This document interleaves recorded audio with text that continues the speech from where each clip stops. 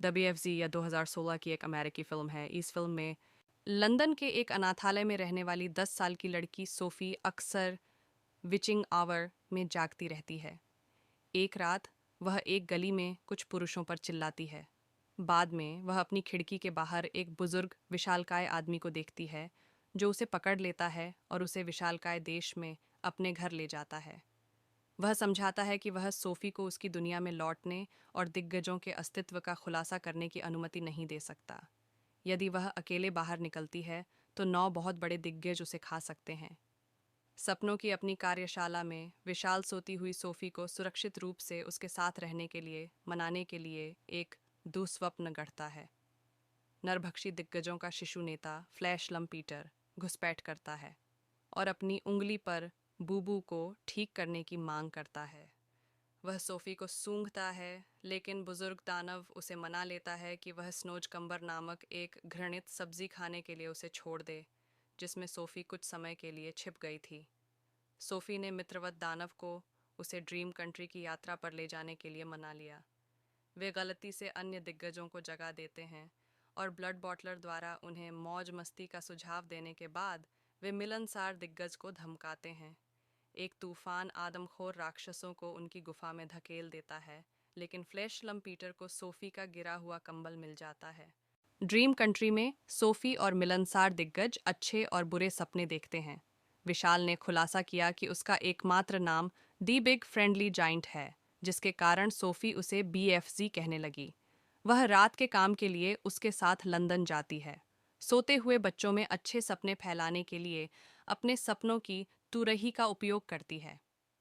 वे विशाल देश में उसी तरह लौटते हैं जैसे अन्य दिग्गज दुनिया भर के बच्चों को खाने के लिए रवाना हुए हैं।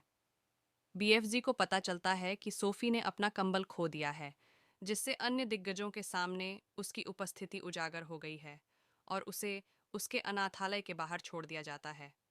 यह खुलासा करते हुए कि उसके अंतिम मानव साथी को पढ़ना पसंद था और उसने BFZ को पढ़ना भी सिखाया था, लेकिन दुख की बात है कि उसे दिग्गजों ने खोज लिया और खा लिया। वह सोफ़ी को खतरे में डालने के लिए तैयार नहीं है और चला जाता है।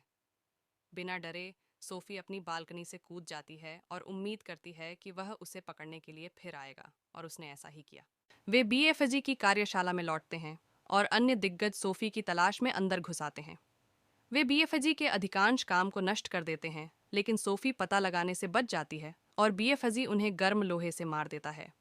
सोफ़ी को BFZ के साथ रहने वाले आखिरी इंसान का घर मिलता है, जिसके सामान में रानी विक्टोरिया का चित्र भी है। यह उसे एक योजना तैयार करने के लिए प्रेरित करता है। यूनाइटेड किंगडम की रानी एलिजाबेथ द्वितीय के लिए एक दुःस्वप्न बनाना, जिसमें दिग्गज इंग्लैंड के बच्चों को खा रहे हैं, ब्रिटिश सेना दिग्गजों से लड़ रही है और सोफ़ी उसे दिखाई दे रही है। सोफ़ी और BFZ बकिंघम पैलेस जाते हैं और सो रही रानी को दुःस्वप्न देते हैं। जागने पर रानी और उसके स्टाफ के सदस्य मैरी और मिस्टर टिब्स सोफ़ी को खिड़की पर पाते हैं। वह उन्हें BFZ से परिचित कराती है और समझाती है कि बच्चे खाने वाले राक्षस असली हैं और उन्हें रोका जाना चाहिए।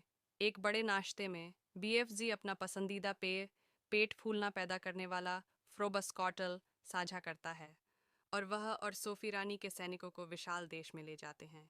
BFZ ने एक दुःस्वप्न के साथ आदमखोर दिग्गजों पर घात लगाकर हमला करने की योजना बनाई है, लेकिन वह अपने स्वप्न की तुरही को भूल गया है।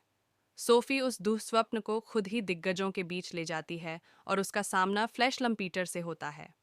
वह उस दुःस्वप्न को जारी करती है जो दुखी फ्लैश लम्पीटर, जो उसे रोकता है और नष्ट कर देता है, को छोड़कर दिग्गजों को अपराध बोध से भर देता है और वे सैन्य हेलीकॉप्टरों द्वारा फंस जाते हैं।